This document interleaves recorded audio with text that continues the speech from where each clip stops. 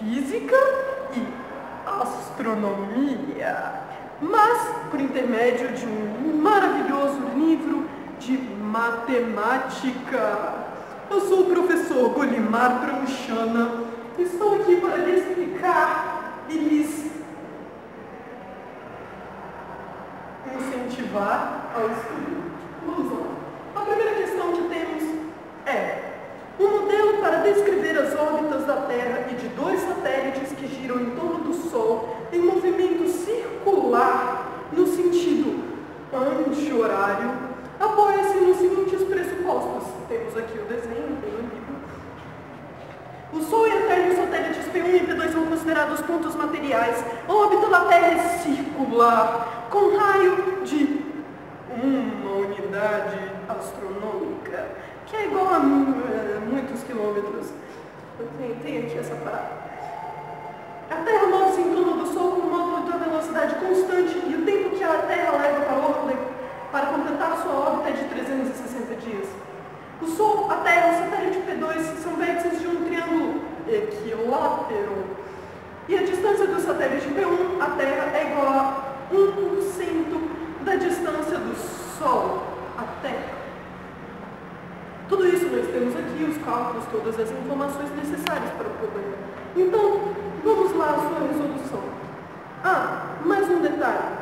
As distâncias dos satélites P1 e P2 com relação à Terra e ao Sol são mantidas durante todo o movimento descrito. Não se esqueçam deste detalhe. Então vamos às perguntas. O modelo aqui que nós temos, em que o Sol, a Terra, o satélite P1 e P2 e o ponto A, que é onde A, estão alinhados, demonstra o instante T igual a 0 hora, o instante T0, do primeiro dia em que se começou a observar o sistema, tomando-se o Sol como fixo na origem do sistema cartesiano, como temos aqui, e considerando que a escala usada nos eixos OX e OY é a mesma, e cada unidade nessa escala corresponde a uma unidade astronômica. Com base nessas informações todas e identificando o ponto XY como um número complexo igual a Z, igual a I mais Y mais X, julgue os itens a seguir relativos ao modelo descrito. Nós iremos julgar e explicar. Então, primeiro item. Ao final de 156 dias de observação no sistema, o número complexo correspondente ao satélite P1 tem parte imaginária negativa. Vejamos. 156 dias, tomando o período da rotação da Terra como sua órbita, sendo o período e o comprimento de uma circunferência, nós temos que 360 dias são iguais a 360 graus. Cada grau equivale a um dia. 156 dias se encontra, então, no segundo quadrante, pois é 156 graus e é menor do que 180 graus. E nós temos que, no segundo quadrante, a parte X real do sistema, na verdade, é a negativa, enquanto a parte imaginária, que acompanha o I, nosso ponto I imaginário, ela permanece positiva, entrando na parte negativa somente a partir do terceiro quadrante. Então, vamos lá. 26 vemos que está errado. Continuemos. Ao final do 30º dia de observação no sistema, as coordenadas da Terra no plano cartesiano x ou y serão iguais a raiz de 3 sobre 2 e meio. Vejamos. 30º dia é o equivalente ao 30º grau de um ciclo. E vemos então, o x é igual ao cosseno desse ângulo, enquanto o y é igual ao seno do mesmo ângulo. Corretíssimo. Seno e cosseno de 30 graus. Sigamos então para o item 28. Considerando que x0 e y0 sejam as coordenadas do satélite P2 no sistema x ou y no final do 180º dia, então o número complexo x0 igual igual a x, z0 é igual a x0 mais y0 é uma das raízes da equação z ao cubo é igual a 1. Vemos no quadro que isso está correto. P2 sendo encontrado no ponto -1, que é a coordenada no 100º octagésimo dia, e 0, também coordenada, temos que é igual a 180 graus. 180 graus, então z é igual a, substituindo, -1 mais i vezes 0. I vezes 0 se cancela, pois não há número existente multiplicado por 0, enquanto nós temos visto. Então z é igual a -1. Z ao cubo se tornando, então, z podendo ter raiz 1. Agora, item 29, determinada dúvida, muito complexo. 29. Para um instante T1 maior ou igual a T0, a ordenada da posição de T2 será igual ao cosseno de π T1 sobre 180, em que T1 é dado em dias. Vejamos, substituamos pelo valor que nós já encontramos de P2. P2 está aqui no ângulo de 120 graus. Então vamos substituir T1 como aqui vemos 120. 120 π sobre 180 é igual a 2π sobre 3. O cosseno de 2π sobre 3 não é -1. Então, temos esse item como errado. Chegamos então na nossa próxima questão. Mais uma de vestibular, como essa anterior. Guardem isso, alunos, guardem isso. 113, exercício 30, ponto 30. A distância do satélite P1 ao Sol é inferior a 148 vezes 10 a sexta quilômetros. Vejamos. 150 vezes 10 a sexta é a distância da nossa Terra ao nosso Sol. Bem grande. Menos a distância do nosso satélite P1, a distância do nosso satélite P1 à Terra, que é 1,5 vezes 10 a sexta. Isso dá quanto, meus caros? Peguem suas calculadoras. 148,5 vezes 10 a sexta. Então, isso é mesmo menor? Acho que não. Item errado. Passemos.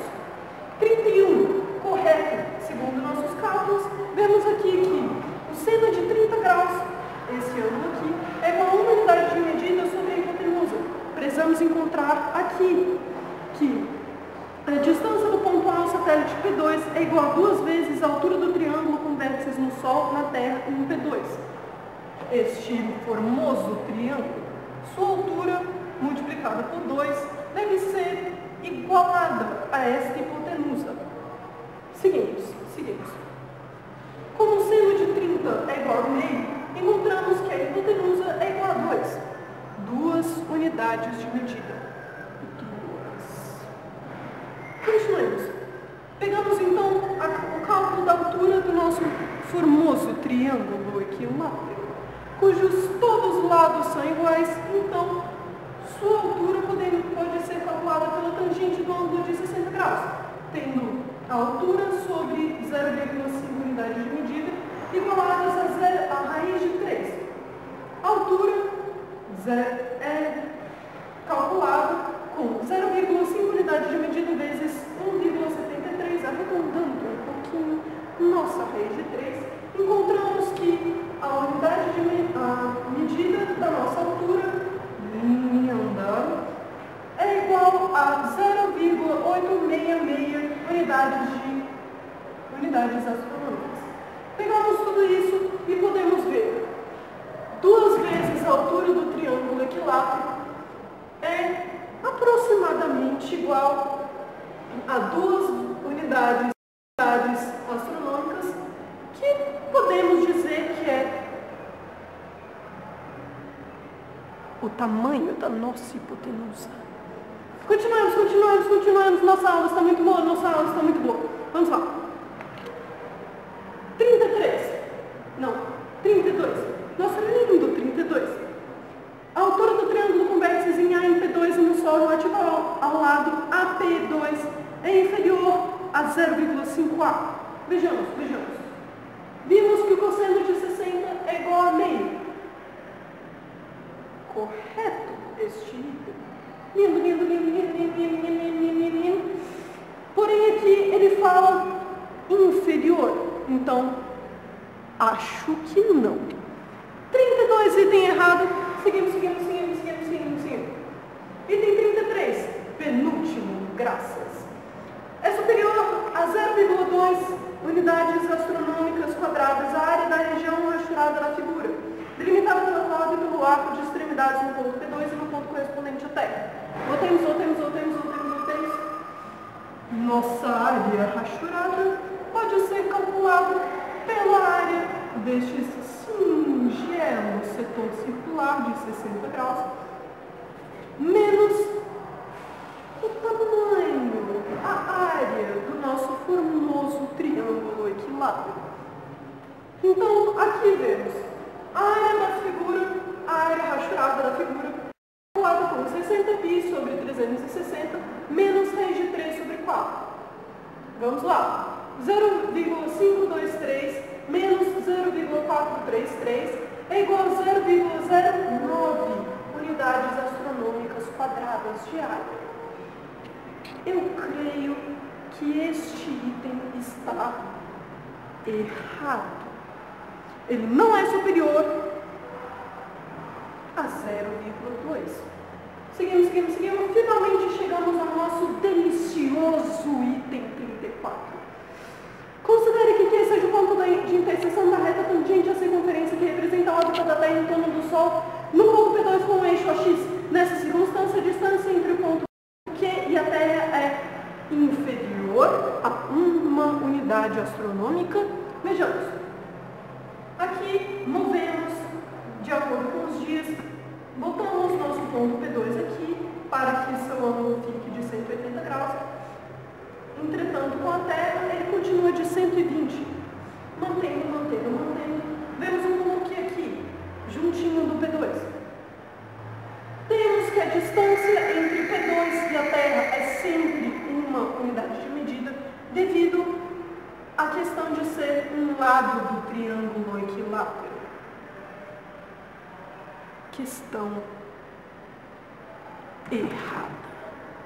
Então, alunos, aqui acaba a nossa videoaula maravilhosa. Gostei muito de tê-los conosco. Então, vamos aqui para a próxima diversão de vocês.